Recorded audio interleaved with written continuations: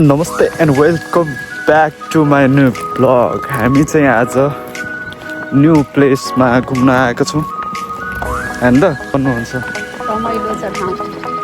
New गाउँ भनेको गाउँ नै हो, सिटी भनेको सिटी नै हो। जति रमाइलो, जति पिसफुल सिटीमा हुन्छ त्यति के अरे गाउँमा हुन्छ त्यति चाहिँ सिटीमा हुँदैन क्या।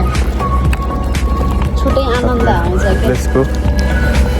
होइन नेपालको लजावती झार जस्तो देखिरहेको थियो तर होइन रहन्छ क्या। ओके विदेशी लजावती झार रहेछ, नलजावती नलजाऊ नलजावती झार। नेपालको लजावती, यहाँको नलजावती।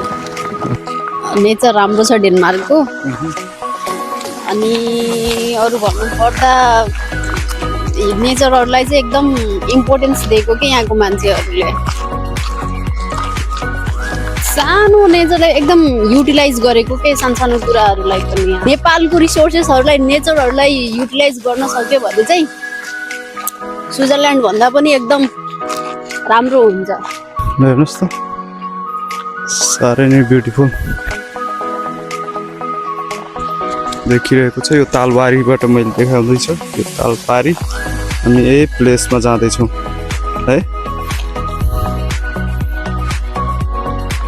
यो ठाउँको नजिकै रहेको तालको दृश्य हो यो।